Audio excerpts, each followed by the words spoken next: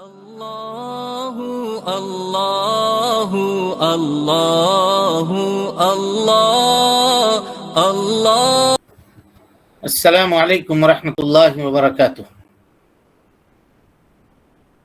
وعلیکم السلام ورحمۃ اللہ وبرکاتہ۔ ونستغفره ونعوذ باللہ من شرور انفسنا ومن سیئات اعمالنا، من يهده الله فلا مضل له ومن يضلل فلا هادي له، واشهد ان لا اله الا الله وحده لا شريك له، واشهد ان محمدا عبده ورسوله، اما بعد، فان خير الحديث كتاب الله، وخير الهدي هدي محمد صلى الله عليه وسلم، وشر الامور محدثاتها، وكل محدثة بدعة، وكل بدعة ضلالة، وكل ضلالة في النار۔ محترم حاضرین، سامعین و سامعات، ناظرین و ناظرات، کتاب التوحید کے اس درس میں آپ تمام حضرات کا خیر مقدم ہے۔ اللہ رب العالمین ہمارے اور آپ کے مل بیٹھنے کو قبول فرمائے، علم دین، علم نافع سیکھنے، اس کے مطابق عمل کرنے، اس کی دعوت عام کرنے اور اس راستے میں آنے والی مصیبتوں کے اوپر اللہ رب العالمین ہمیں اور آپ کو صبر کی توفیق نصیب فرمائے۔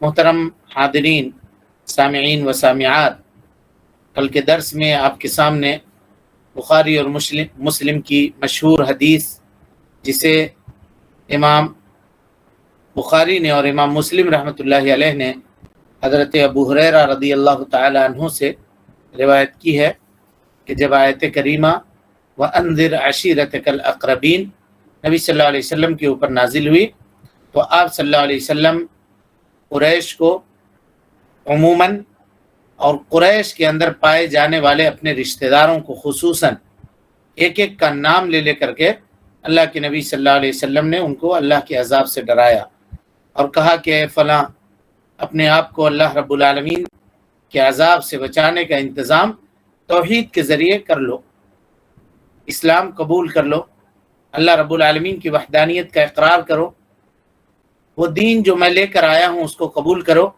اس کے مطابق عمل کرو، تو اللہ رب العالمین تم کو جہنم سے نجات دے گا، تم کو جنت میں داخل کرے گا۔ اور اسی طریقے سے اپنی پیاری بیٹی حضرت فاطمہ رضی اللہ عنہا کو مخاطب کر کے اللہ کے نبی صلی اللہ علیہ وسلم نے فرمایا کہ اے فاطمہ بنت محمد، سلینی من مالی ما شئتی، دنیا میں جس مال کا میں مالک ہوں اس سے جتنا تم مانگنا چاہتی ہو مانگو۔ سلینی من مالی ما شئتی لا اغنی عنکی من اللہ شیئا، میں قیامت کے دن اللہ رب العالمین کو اللہ رب العالمین کے عذاب سے تم کو کچھ بھی بے نیاز نہیں کر سکوں گا، یعنی بچا نہیں پاؤں گا۔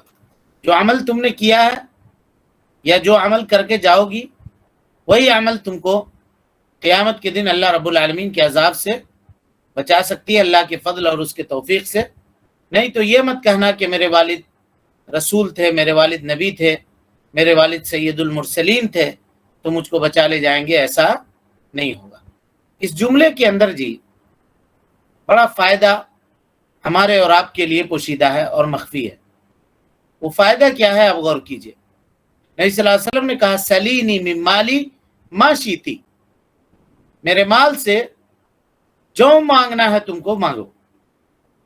پتہ یہ چلا کہ اگر اللہ کے نبی صلی اللہ علیہ وسلم سے کوئی آدمی یا حضرت فاطمہ اس وقت وہ طلب کرتی جس کے آپ مالک ہیں تو آپ اس کو دے دیتے، لیکن نبی صلی اللہ علیہ وسلم واضح طور پر یہ بتانا چاہ رہے ہیں کہ میں جنت کا مالک نہیں ہوں اور میں جہنم سے سلامتی اور چھٹکارا دلانے کا بھی مالک نہیں ہوں، اسی لیے اس کا انتظام تم خود کرو۔ رہی بات دنیا کی، تو یہاں مال و دولت جس کا میں مالک ہوں اس میں سے جو تم کو مانگنا ہے مانگو، میں تم کو دینے کے لیے تیار ہوں۔ سمجھ میں آ رہی بات یا نہیں؟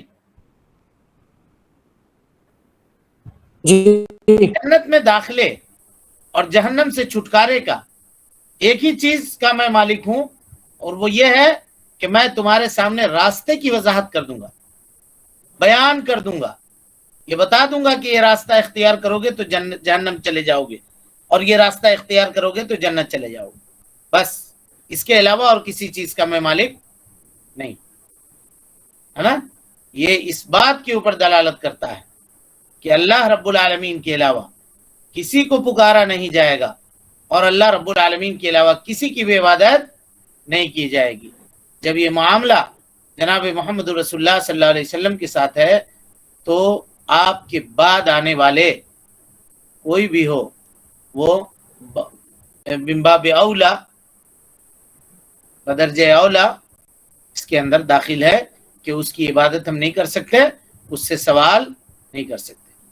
اور اسی طرح سے یہ روایت، یعنی یہ روایت جو بخاری مسلم میں جس کو مصنف رحمۃ اللہ علیہ نے، شیخ الاسلام نے ذکر کیا ہے، یہی روایت امام احمد نے اور امام ترمذی رحمۃ اللہ علیہ نے اور ابن حبان نے نقل کیا ہے۔ علامہ البانی رحمۃ اللہ علیہ اس روایت کو صحیح قرار دیتے ہیں۔ اس روایت کے الفاظ دیکھیے، نبی صلی اللہ علیہ وسلم نے کہا، یا معاشر قریش، اے قریش کے لوگوں، انقذوا انفسکم من النار، اپنے آپ کو جہنم سے چھٹکارا دلانے کا سامان پیدا کر لو، فإنی لا املک لکم من اللہ نفعا ولا ضرا، میں اللہ رب العالمین سے تمہارے لیے نہ تو نفع دینے کا مالک ہوں، نہ نقصان دینے کا مالک ہوں۔ ایسی وضاحت ہے، غور کیجیے۔ انقذوا من النار، اپنے آپ کو جہنم سے چھٹکارا دلاؤ، بتوحید اللہ، اللہ رب العالمین کی توحید کو قبول کر کے، دین اسلام کو قبول کر کے، اور دین اسلام شریعت محمدی صلی اللہ علیہ وسلم کے اوپر عمل کر کے۔ تو اس سے یہ پتہ چلا کہ اللہ کے علاوہ کسی دوسرے کی عبادت نہ کی جائے گی، اور اللہ رب العالمین کے علاوہ کسی دوسرے کو پکارا بھی نہیں جائے گا۔ اور یہ ساری چیزیں جب جناب محمد رسول اللہ صلی اللہ علیہ وسلم کے لیے ثابت ہے، تو کسی بھی دوسرے شخص کے لیے بدرجہ اولا ثابت ہوگی۔ جی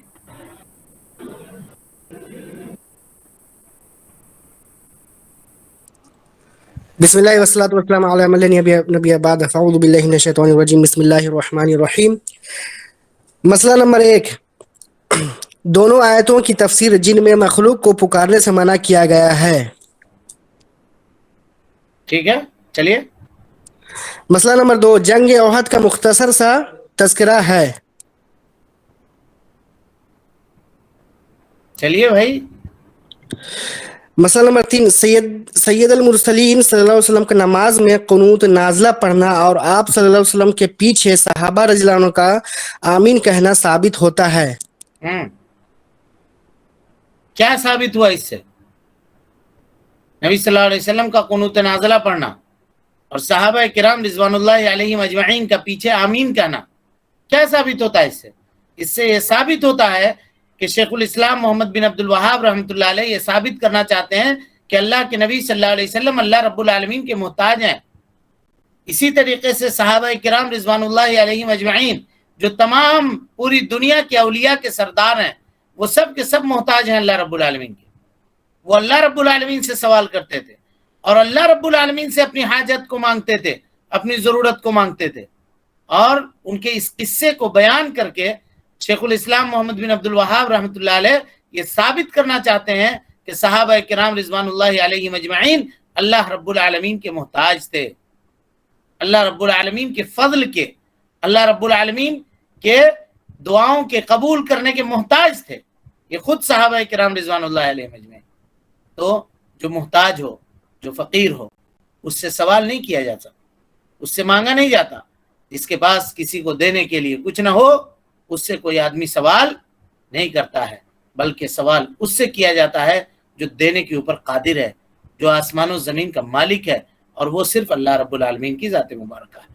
اور ان لوگوں نے اس کو سمجھا، لہذا ان لوگوں نے سوال اللہ رب العالمین سے کیا۔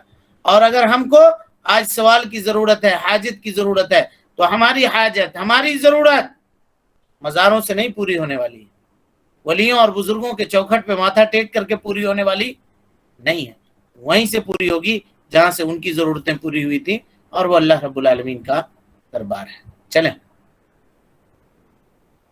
نمبر 4 جن کے لیے بددعا کی گئی وہ کھلے کافر تھے. جب بد دعا کی گئی تھی اس وقت کافر تھے. جب بد دعا کی گئی تھی اس وقت کافر تھے، لیکن بعد میں وہ لوگ مسلمان ہوئے اور ان کا اسلام بھی اچھا ہوا. یعنی اسلام کے اندر ان لوگوں نے کارنامے انجام دیے، اعمال کیے. چلیے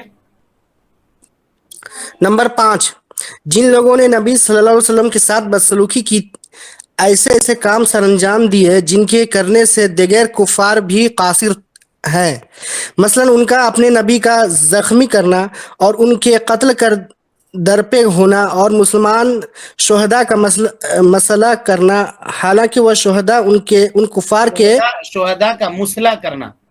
مسئلہ کرنا، شہداء کا مسئلہ کرنا، مسئلہ کہتے حالانکہ ہیں جی، مسئلہ کہتے ہیں شہید کے ناک، پاؤں، ہاتھ، کان، اس طرح کی چیزوں کو کاٹ دینے کو مسئلہ کہا جاتا ہے. چلیے حالانکہ وہ شہداء ان کفار کے امزاد بھی تھے. کفار کے امزاد بھی تھے. امزاد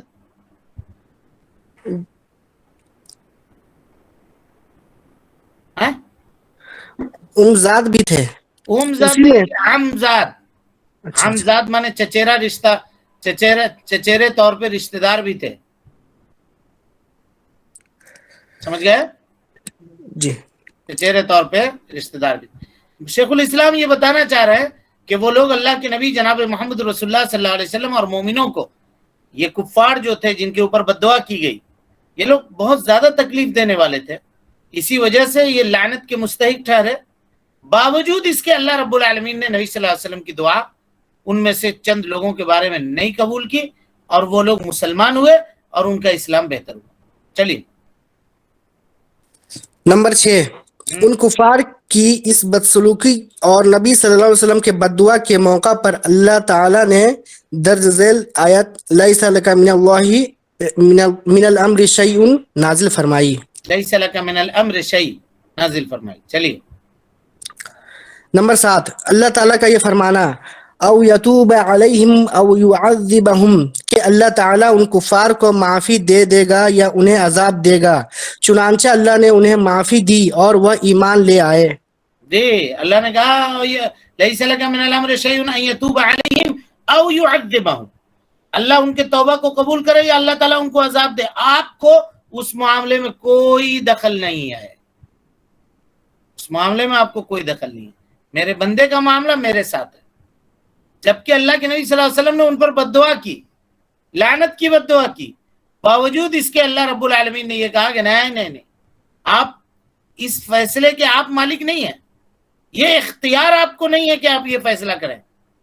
اور نتیجہ کیا ہوا؟ وہ لوگ مسلمان ہوئے. چلیے نمبر 8 اس سے نزول حوادث کے موقع پر قنوت نازلہ پڑھنے کا ثبوت بھی ملتا ہے. بالکل. کوئی حادثہ رونما ہو گیا، دشمن کا خوف ہو گیا، کوئی اور معاملہ ہو گیا، تو ایسی صورت میں آدمی کو چاہیے کہ فجر کی نماز میں وہ قنوت نازلہ پڑھے گا. لیکن بعض لوگوں نے اس حدیث سے استدلال کرتے ہوئے 12 مہینہ قنوت نازلہ فجر کی نماز میں پڑھتے ہیں، جیسے شافعیوں کا مسلک ہے. شافعی لوگ جو ہیں وہ 12 مہینہ فجر کی نماز میں قنوت نازلہ پڑھتے ہیں. یہ صحیح نہیں ہے. اللہ کے نبی صلی اللہ علیہ وسلم نے ایک موقع کے لیے اس کو اختیار کیا تھا، اور جب وہ موقع ختم ہو گیا تو آپ صلی اللہ علیہ وسلم نے قنوت پڑھنا بھی بند کر دیا. لہذا آج بھی اگر اس طرح کے مواقع آتے ہیں ہمارے اور آپ کی زندگی میں تو فجر کی نماز میں ہم لوگ قنوت نازلہ کر سکتے ہیں، اور پھر جب وہ موقع ختم ہو جائے تو اس کو بند کر سکتے ہیں. لیکن کنٹینیو اور ہمیشہ پڑھنا فجر کی نماز میں یا کسی اور دوسرے نماز میں یہ جائز اور درست نہیں ہے. چلیے نمبر 9 جن لوگوں پر بد دعا کی جائے ان کے اور ان کے آباء و کیا ہوا؟ جن لوگوں پر بد دعا کی جائے ان کے اور ان کے آباء و اجداد کے نام نماز میں لینا جائز ہے. نماز میں کسی کے نام سے بد دعا کرنا جائز ہے جی. اس سے اہل علم نے، کیونکہ اللہ کے نبی صلی اللہ علیہ وسلم نے نماز میں بد دعا کی نا، اللہم لعن ابا سفیان، اللہم لعن ہشام ابن حارث ابن ہشام، ہے نا؟ اس کے باپ کا بھی نام لیا اور اس کا بھی نام لیا. فلاں ابن فلاں کے اوپر، فلاں ابن فلاں کے اوپر، فلاں ابن فلاں کے اوپر. تو کسی شخص کے لیے چاہے دعا ہو یا بد دعا ہو، اور کوئی آدمی چاہتا ہے کہ کوئی مریض کی شفا یابی چاہتا ہے تو یہ کہہ سکتا ہے اللہم اشفی فلاں ابن فلاں، اللہم اشفی فلاں ابن فلاں، یہ کہہ سکتا ہے. اور اسی طریقے سے کسی نے اس کے اوپر ظلم کیا ہے اور اس پہ وہ بد دعا کرنا چاہ رہا ہے، یہ بھی کہہ سکتا ہے کہ اللہ تعالیٰ اس کے ساتھ ایسا کر، اس کے ساتھ ایسا کر. اس کا نام اور اس کے باپ کا نام دونوں لے سکتا ہے. چلیے نمبر 10، قنوت نازلہ میں کسی متعین شخص کا نام لے کر اس پر لعنت کرنا جائز ہے؟ ٹھیک ہے. نمبر 11، آیت وَأَنذِرْ عَشِيرَتَكَ الْأَقْرَبِينَ کے نزول کے موقع پر آپ صلی اللہ علیہ وسلم کا اپنے قریبی رشتہ داروں کو بلا کر ایک ایک کو اللہ کے عذاب سے ڈرانے اور اپنی نجات کی فکر دلانے کا ذکر بھی ہے. صحیح پڑھے تو آگے چلیے. 12 نمبر، جب آپ صلی اللہ علیہ وسلم نے دعوت توحید دی تو آپ صلی اللہ علیہ وسلم کو مجنون کہا گیا. اسی طرح آج بھی اگر کوئی توحید کی دعوت دے تو اسے بھی ایسے ہی القاب کا سامنا کرنا پڑتا ہے. صحیح. اللہ کے نبی صلی اللہ علیہ وسلم توحید کی دعوت میں بہت محنت اور بہت کوشش کیا کرتے تھے، خصوصاً جب توحید کی دعوت دینی ہوتی قبیلے والوں کو تو اب چل کر کے سفر کر کے جاتے تھے وہاں پر، اور کوئی دوسرا نہیں، آپ کے خاندان والوں میں سے، آپ کے چچا میں سے کسی کو پتہ چلتا کہ آپ جا رہے ہیں فلاں قبیلے میں، پیچھے ہو لیتا، آپ کے ساتھ ہو لیتا. کیوں ساتھ ہوتا؟ اللہ کے نبی صلی اللہ علیہ وسلم وہاں توحید کی دعوت دیتے اور یہ پیچھے پیچھے چلتا رہتا. کیا کہتا؟ قبیلے والے سے کہتا کہ یہ مجنون ہے، پاگل ہے، اس کی بات مت ماننا، بے وقوف آدمی ہے، اس کی بات قبول مت کرنا. نبی صلی اللہ علیہ وسلم دعوت دیتے رہتے، توحید کی باتیں بتاتے رہتے، اور پیچھے سے کھڑے ہو کر کے نبی صلی اللہ علیہ وسلم کے منہ کے اوپر کوئی دوسرا نہیں، ان کے چچا خود ابو لہب، ابو جہل، اس طرح کے معاملات کیا کرتے تھے. کبھی بیوقوف کہا جاتا تھا آپ کو، کبھی مجنون کہا جاتا تھا، پاگل کہا جاتا تھا. یہ القابات اللہ کے نبی صلی اللہ علیہ وسلم کو نوازے گئے. اچھا ایسا کیوں ہوتا ہے جی، یہ جانتے ہیں؟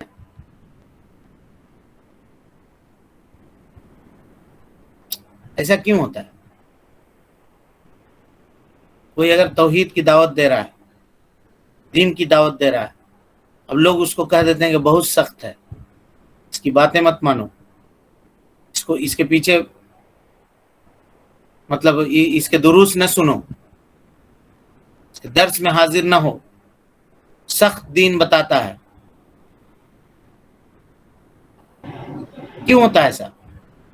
اس کی شخصیت کو مجروح کرنے کی کوشش کی جاتی ہے. لوگ ذاتیات پہ اتر آتے ہیں اور اس کے ذات کو مجروح کرنے کی کوشش کرتے ہیں.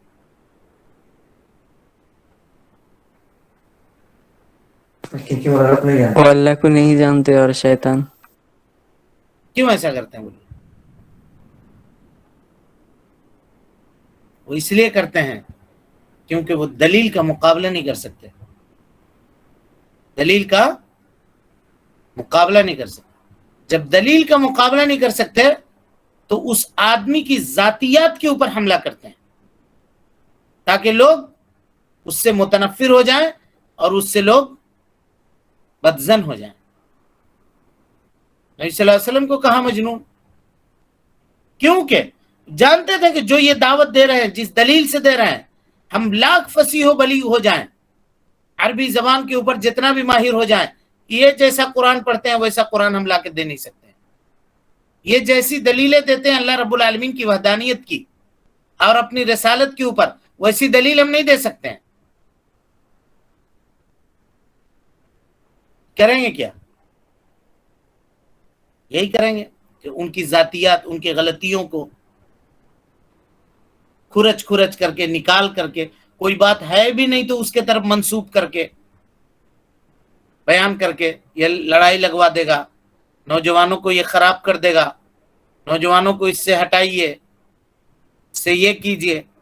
بھائی اگر مقابلہ ہے آپ کو کرنا ہے تو آپ دلائل سے کیجئے، جو دلائل دے رہا ہے آدمی سامنے والا، وہ دلائل سے مقابلہ کیجئے اور دلیل کا رد دلیل سے کیجئے۔ اگر آپ کے پاس طاقت ہے تو اس کی ذات کو، اس کی شخصیت کو کیوں مجروح کرتے ہیں؟ اس کی شخصیت کو کیوں مجروح کرتے ہیں؟ سمجھ میں آ رہی بات؟ اور جب آدمی فرعون ہو جاتا ہے، سرکش ہو جاتا ہے، حضرت موسیٰ علیہ السلام آئے تھے فرعون کے پاس، فرعون نے بھی سب سے پہلا جو کام کیا تھا وہ حضرت موسیٰ علیہ السلام کی ذات کے اوپر حملہ کیا تھا۔ کہا امن ھذا الذی ہوا مہین، تم جو کل تک میرے پاس تھے، جس کی کوئی حیثیت نہیں تھی، میرے ٹکڑوں کے اوپر پلتے تھے، ولا یکاد یبین، اور اپنی بات تم بیان کرنے کی صلاحیت نہیں رکھتے تھے، توتلے تھے، زبان تمہاری لڑکھڑاتی تھی، صاف طور پہ تم بولنے کی صلاحیت نہیں رکھتے تھے، اور اب آئے ہو تم ہم سے گفتگو کرنے کے لیے۔ تو کیا ہو گیا؟ ایک آدمی اگر توتلا ہے اور وہ آپ کو توحید کی دعوت دے رہا ہے تو صرف اس وجہ سے اس کی بات رد کر دی جائے کہ وہ توتلا ہے؟ بولیے جی۔ ہرگز نہیں۔ نہیں، لیکن جب دلیل کے سامنے دلیل نہیں ہے تو آدمی اس کی ذاتیات کے اوپر حملہ کرتا ہے۔ وہ ایسا ہے، وہ ایسا ہے، اس نے ایسا کیا، اس نے ایسا کیا، اس نے اس وقت وہاں یہ کہا، وہ بہت سخت بولتا ہے، بہت سخت ہے۔ سمجھ میں آ رہی بات؟ جس کسی کے بارے میں سنیے کہ ایسا ہے معاملہ، سمجھ جائیے کہ وہ آدمی حق کے اوپر ہے، وہ آدمی حق کے اوپر ہے۔ کیونکہ ہر زمانے میں اہل باطل اہل حق کو لوگوں سے متنفر کرنے کے لیے، لوگوں کو ان سے بدظن کرنے کے لیے طرح طرح کی باتوں کا تذکرہ کیا کرتے ہیں اور ان کو بدظن کرتے ہیں۔ اور جو اہل باطل ہیں، ان کے جو علماء ہیں یا ان کے جو لوگ ہیں، کچھ بھی نہ جانتا ہوگا تو اس کو کہے گا کہ یہ علامت الدہر ہے، پوری دنیا میں اتنا بڑا عالم نہیں ہے جس عالم کو ہم لے کر کے آ رہے ہیں۔ کچھ نہ آتا ہو اس کو، تب بھی اس کو بنا کر کے پیش کرے گا کہ اب یہ تو سمجھیے کہ علم کے دریا میں غوطہ لگائے ہوئے ہیں، آسمان علم کا معراج ان کو حاصل ہے، سب چیز یہ جانتے ہیں، عارف باللہ ہیں، محب رسول اللہ ہیں، رسول اللہ سے محبت کرنے والے ہیں، علامہ ہیں اس دور کے۔ سمجھ میں آ رہی بات؟ جی یہ سب القاب اور لیبل کے پیچھے پڑھ کر کے، برانڈ کے پیچھے پڑھ کر کے مت جائیے، منصب اور عہدے کے پیچھے پڑھ کر کے مت جائیے۔ دلیل کا جواب دلیل سے مانگیے۔ حجت حجت سے کی جاتی ہے، حجت کٹ حجتی سے اور ہٹ دھرمی سے نہیں کی جاتی۔ حجت کا جواب، دلیل کا جواب دلیل سے۔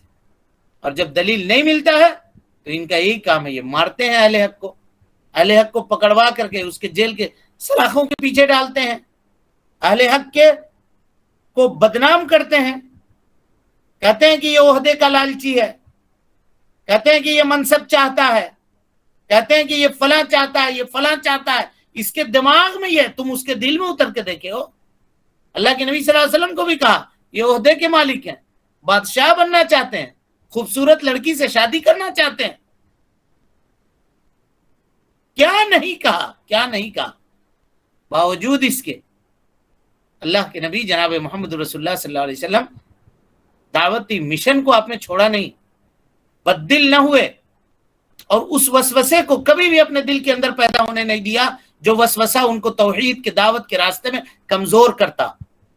نہیں، آپ ڈٹے رہے، استقامت کے پہاڑ بن کر کے ڈٹے رہے، قائم رہے۔ دنیا کچھ بھی کہنے والی کہتی رہی اور آپ اپنے مشن کو آپ نے جاری رکھا، کسی کی بات کے اوپر آپ نے کان نہیں دھرا۔ نتیجہ یہ ہوا کہ اللہ رب العالمین نے آپ کے دین کے غالب کر دیا۔ युरीदून अन युत्फिउ नूर अल्लाह बिअफवाहिहिम वल्लाहु मुतिम्म नूरह वलौ करिहल काफिरून वलौ करिहल मुशरिकून। अल्लाह ने दोनों कहा, अल्लाह अपने नूर को पूरा करके छोड़ेगा। चाहे कोई आदमी ये चाहे कि ये दीन न फैले तो ऐसा नहीं हो सकता है, और एक दिन आएगा, ये जान लीजिएगा, अगरचे अहले हक के मरने के बाद क्यों ना हो, अल्लाह ताला अगर कोई आदमी अल्लाह के दीन की दावत देने के लिए इखलास के साथ दीन की दावत देगा और हक बात की तरफ बुलाएगा, जब तक जिंदा है अगर दुनिया उसकी कदर नहीं करेगी तो अल्लाह ताला उसके मरने के बाद उसकी कदर करवाएगा, लेकिन छोड़ेगा नहीं उसको, तो नहीं छोड़ेगा। ये बात जान लीजिएगा, मरने के बाद लोग उसको याद करेंगे कि जो बात कहता था सही कहता था, दुरुस्त कहता था। अल्लाह को ये बात हरगिज गवारा नहीं है कि कोई आदमी हक बात की दावत देने वाला हो और वो मुखलिस हो। इखलास से अगर अलग है तो चलिए, उसका कोई मामला ही नहीं, अल्लाह से ताल्लुक ही नहीं। इखलास के ऊपर है तो अल्लाह रब्बुल आलमीन उसके मरने के बाद भी उसके जिक्र को बाकी रखेगा, उसके जिक्र को कायम और दायम रखेगा, चाहे दुनिया के अंदर कितने मानने वाले और कितने उसके बुरा भला कहने वाले लोग ही क्यों ना हो जाएं। समझ में आ रही बात? चले नंबर 13, नबी अकरम सल्लल्लाहु अलैहि वसल्लम का अपने करीबी और दूर के रिश्तेदारों से ये फरमाना साबित हुआ कि अल्लाह के यहाँ मैं तुम्हारे किसी काम ना आ सकूंगा। हत्ता कि यही बात आप सल्लल्लाहु अलैहि वसल्लम ने अपनी लख्त जिगर फातिमा रज़ियल्लाहु से भी सराहतन कही, और जब आप सल्लल्लाहु अलैहि वसल्लम सैयदुल मुरसलीन होने के बावजूद अपनी लख्त जिगर सैयदा निसा अल आलमीन से फरमा रहे हैं, सय्यदतु निसाइल आलमीन, सय्यदतु निसाइल आलमीन से फरमा रहे हैं कि मैं तुम्हारे कुछ काम ना आ सकूंगा, जबकि इंसान का ईमान है कि आप सल्लल्लाहु अलैहि वसल्लम के ज़बान मुबारक से सिवाय हक के कुछ नहीं निकलता। तो फिर मुंदरजा बाला सराहत की रोशनी में आजकल के हालात को भी देखिए कि इस बीमारी में आवाम ही नहीं बल्कि खवास भी मुब्तला हैं। गौर करने वाले पर सही 13 नंबर है। 13 नंबर मुकम्मल नहीं हुआ। अच्छा चलिए। इस बीमारी में आवाम ही नहीं बल्कि खास भी मुब्तला हैं। गौर करने वाले पर सही तौहीद और दीन की अजनबियत अयां हो जाएगी। हाँ, दीन की अजनबियत अयां हो जाएगी। देखिए, ये वाज़ेह बात है, जब अल्लाह के नबी सल्लल्लाहु अलैहि वसल्लम अपने लख्त जिगर, अपने कलेजे के टुकड़े हजरत फातिमा से ये कह रहे हैं कि मैं तुम्हारे लिए कोई काम नहीं आ पाऊंगा। अपनी बेटी को अगर अल्लाह के अजाब से अल्लाह के नबी जनाब मोहम्मद रसूलुल्लाह सल्लल्लाहु अलैहि वसल्लम अपने सोर्स, अपने असर और रसूख के बुनियाद पे नहीं बचा सकते हैं, तो जो उनके अलावा कोई दूसरा है उनको कैसे बचाएंगे? उनके अलावा कोई दूसरा है उनको कैसे बचाएंगे? ये एक बात। और इसी तरीके से ये ज़माने में जिसमें हम और आप जी रहे हैं, इसमें लोगों के दिलों के अंदर शिर्क किस तरह से वाक़ई हुआ। अवाम तो अवाम, ख़ास लोग भी शिर्क के गलाज़त के अंदर पड़ गए। मखलूक से मांगना, उनसे दुआ करना, उनके कब्रों पे जाकर के नजर नियाज करना, ये इन बातों की तरफ इशारा करता है कि ये ज़माना दीन के गुर्बत का ज़माना है। खुद दीन इस्लाम अपने मानने वालों में अजनबी होकर के रह गया है। और ऐसे हालत में हमें इस बात की अहमियत को समझने की ज़रूरत है कि आजकल के इस ज़माने में खालिस और सच्चे दाइयों की कितनी ज़रूरत है कि वो आज उम्मत मुस्लिमा अमवाल की हाजत, माल की हाजत नहीं रखती। माल की ज़रूरत नहीं है। उम्मत मुस्लिमा को ज़रूरत है आज दुआत की। उम्मत मुस्लिमा को ज़रूरत है तौहीद बयान करने वाले लोगों की, जो तौहीद को लोगों के सामने खोल खोल करके बयान करें और उनके सामने तौहीद की वजाहत करें। और ये जान लीजिए कि अगर रूए ज़मीन के ऊपर सब कुछ फना हो जाता है और आदमी के दिल में तौहीद की अज़मत बाकी होती है, تو اس کا کچھ بھی نہیں لوٹا.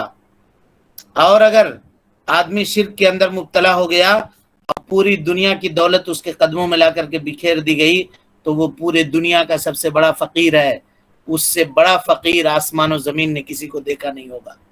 اس بات کو نوٹ کر لیجئے گا. اگر آدمی ایک شام کھاتا ہے 2 شام بھوکا رہتا ہے لیکن توحید ہے اس کے پاس تو اس دنیا کا سب سے بڑا امیر آدمی ہے وہ. کیونکہ دنیا کٹ جائے گی. جو 100 روپیہ دن بھر کماتا ہے اس کی بھی کٹ جاتی ہے اور جو 100 کروڑ دن بھر کماتا ہے اس کی بھی کٹ جاتی ہے. لیکن قبر کی زندگی جو آج سکون سے کاٹ لے, چین سے کاٹ لے, فمن زحزح عن النار, جو جہنم سے دور کر دیا جائے, وہ ادخل الجنہ, جنت میں داخل کر دیا جائے, فقط فاز, اللہ نے کہا وہی کامیاب ہے. اس کے علاوہ کوئی دوسرا کامیاب نہیں. بزنس بن جانا, بزنس مین ہو جانا, بڑے بڑے میگزین میں اپنا نام چھپوا لینا کہ اس نمبر کا یہ بزنس مین ہے, اس نمبر کا یہ بزنس مین ہے, مالداری کے انڈیکس میں اس کا نام اتنے نمبر پر آتا ہے, کوئی کامیابی نہیں ہے. آدمی توحید والا ہے اور فجر کی نماز کے لیے جگ کر کے فجر کی نماز سے پہلے 2 رکعت سنت پڑھتا ہے تو قسم اللہ کی بل گیٹس کی دولت بھی اس کے سامنے حقیر ہے. کیونکہ اللہ کے نبی جناب محمد صلی اللہ علیہ وسلم نے فرمایا رکعتا الفجر, فجر سے پہلے کی 2 رکعت نمازیں دنیا و ما فیہا سے بہتر ہے. دنیا ہے اور دنیا کی پوری دولت ہے اس سے بہتر ہے. لہذا سمجھ لیجئے کہ اگر جس دن فجر کی نماز اور 2 رکعت اس سے پہلے کی سنت حاصل ہو گئی, آپ سے بڑا مالدار آج کے دن کا کوئی دوسرا نہیں ہے. اگر آپ کو حاصل ہو گئی تو یہ عظمتیں ہیں, یہ اقدار ہیں, اس کو سمجھنے کی کوشش کیجئے. اور یہ چیزیں انسان کے دلوں کے اندر توحید کی نعمت سے آتی ہے اور دوسری کسی چیز سے نہیں آتی ہے, دوسری کسی چیز سے نہیں آتی ہے. چلیے, تو امت کو آج ضرورت ہے کہ امت توحید سے متصل ہو, توحید میں لگے, توحید کے اوپر عمل کرنے کی کوشش کرے. اور آج امت کے اوپر جتنی آزمائشیں ہیں, آزمائشوں کا پہاڑ ہے امت پر, ہر دن ایک نئی آزمائش آتی ہے, لیکن ان تمام آزمائشوں میں سب سے بڑی آزمائش جو ہے وہ شرک کی آزمائش ہے. اس کی خطورت کو سمجھیے, شرک کی قباحت اور اس کی غلاظت کو سمجھیے. جتنی آزمائشیں دنیا کے اندر پائی جاتی ہیں ان تمام آزمائشوں میں سب سے بڑی آزمائش اگر کوئی ہے تو وہ شرک کی ہے. اس سے امت کا بچانا ہے, امت کو اس سے اللہ رب العالمین کے توفیق اور فضل سے بچانا ہے. اور آپ اس ناؤ کے کھویہ ہیں, آپ ناخدا ہیں اس ناؤ کے, توحید کے اس ناؤ کے.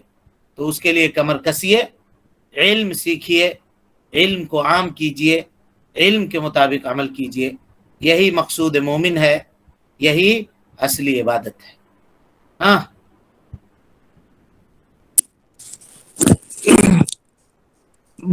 باب 15 فرشتوں پر اللہ کی وحی کا خوف. ہو گیا نا جی, یہ نیا باب شروع ہو رہا ہے, کل پڑھیں گے انشاءاللہ. چلیں, اللہ رب العالمین سے دعا ہے کہ اللہ تعالی ہمیں اور آپ کو حسن عمل کی توفیق دے. رب العالمین ہماری اصلاح فرمائے, نیکیوں کو قبول کرے, سیئات سے درگزر فرمائے. اللہ رب العالمین جب تک زندہ رکھے دین اسلام پہ زندہ رکھے, اور جب اٹھائے ایمان پہ اٹھائے. آمین. اقول قولی ھذا استغفر اللہ لی ولکم ولسائر المسلمین من کل ذنب وخطیئۃ فاستغفروہ انہ کان للأوابین غفورا. والسلام علیکم ورحمۃ اللہ وبرکاتہ. اللہ اللہ اللہ اللہ